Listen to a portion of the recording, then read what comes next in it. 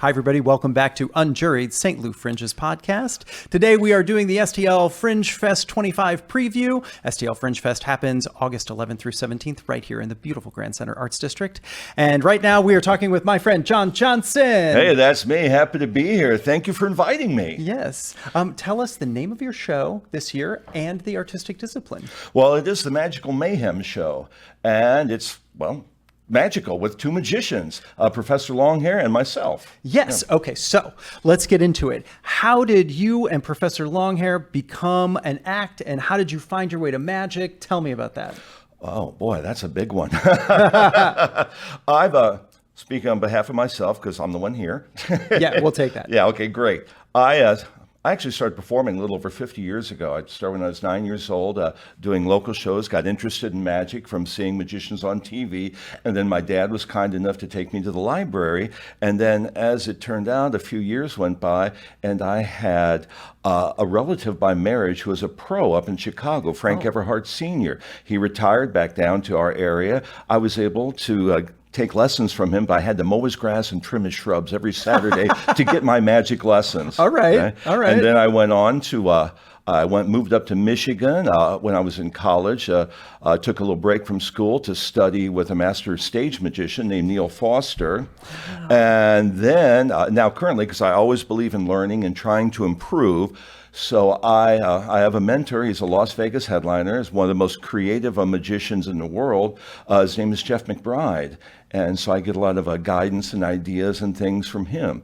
Now, my performing colleague, Professor Longhair, his grandfather was a magician. Okay? And when he was a kid, he would watch his shows. Well, when his grandfather passed away, he left him a box and a note with an address on it. So he went to this address in Decatur, an old decrepit building, knocked on the door. No one answered. He started to walk away. Suddenly the door opened and some crotchety old man, "What do you want?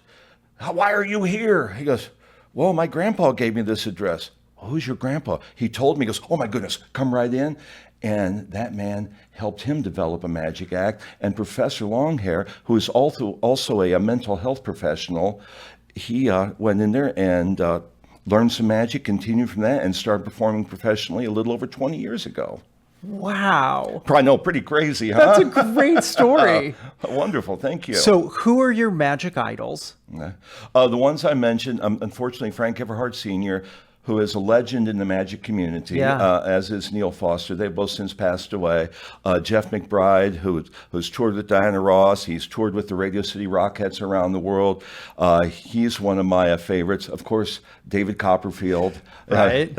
You talk about magic, you can't ignore David Copperfield. That was the first, I was super into it. That was the first show I ever saw at the Fox. He walked through a 10-foot metal wall. Ooh, that's and impressive. For my 10th birthday, that was my birthday present, is to go see him walk through that wall. Wow, that's good. I won't be doing that, by the way.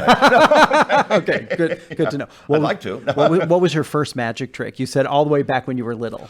Oh my goodness! Can you remember? Yeah, it was a bit of rope magic. Okay. Which and I occasionally still do it today. And it's kind of a classic of magic. In magic, there are certain effects that are classics, and you're kind of expected to have a certain level of mastery with those effects in order to get your street cred, I guess you would say, sure. as far as being a magician. Yeah. So when people come to this show, what are they going to expect? Well, they can expect two magical performers with significantly different performing styles.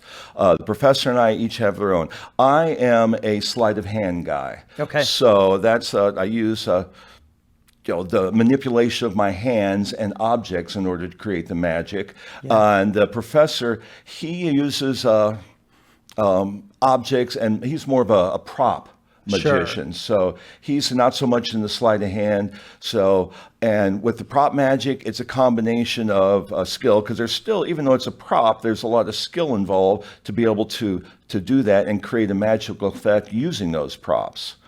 And one of the two of you has that sweet little mouse. Oh, that's Magic Mouse. That's the professor. Yeah, Magic Mouse. So Magic Mouse will be featured this year. The kids love Magic Mouse. Oh my goodness, yes. We did a performance for a a day camp for kids. Yeah. And so what we did at the end of the program, after Magic Mouse was produced, had the kids line up so each kid could hold Magic Mouse, gently in their hands. Now, of course, with our supervision, because the kids were nervous. Yeah, but that's a great takeaway. So you understand that the kids not only love magic, but they also love animals, and it's so immersive when they get to be introduced to the mouse and get to hold it. What are the takeaways this year? What do you think? Well, definitely with that, they're going to enjoy doing that. And it's an all ages show, of course. Yeah. So it will appeal to both the kids and adults. And even things are specifically designed for the kids, well, the adults can enjoy too. And they especially enjoy the reactions of the kids to the magic that is happening. Yeah. And you've got two show times. One is for kid time and one is for adult time. Yeah. Okay. So I'm wondering, is the show different for the adults than it is for the kids? Yeah, there's definitely going to be some differences there in effects and absolutely differences in presentation. Nice.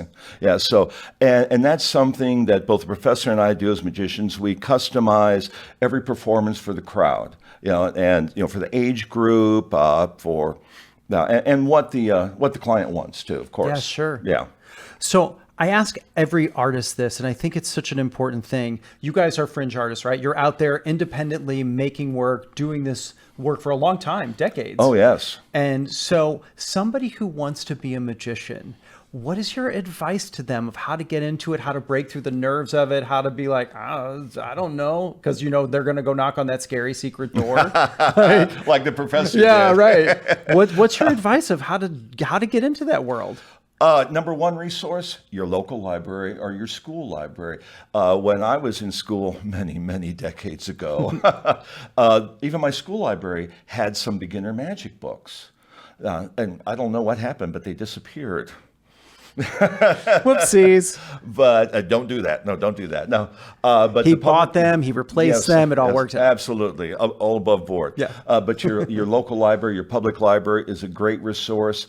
And if your interest continues, then there are online sources also for magicians. There are, magic shops. It used to be the brick and mortar shop. I'm from a small town in Illinois. Every Saturday, I would ride my bicycle to the magic shop 6 miles to Bethalto, Illinois. It was called FabJan Studios, and I'd hang out all day to spend my money that I earned from baling hay on magic and learning magic. So yes, but now everything, so much is online. Not everything, but so much. So there are definitely online resources, even for beginners, to learn magic. Amazing. Yeah. So thanks for coming today. Oh, my pleasure. Tell everyone the name of the show again. It's the Magical Mayhem Show with Professor Longhair and me, John Johnson, and we are so looking forward to entertaining everyone. And you can see him at the Fringe, August 11th through 17th, right here in the beautiful Grand Center Arts District. And to get tickets, go to STLFringe.org. We will be back in just a few minutes. Okay, make us disappear.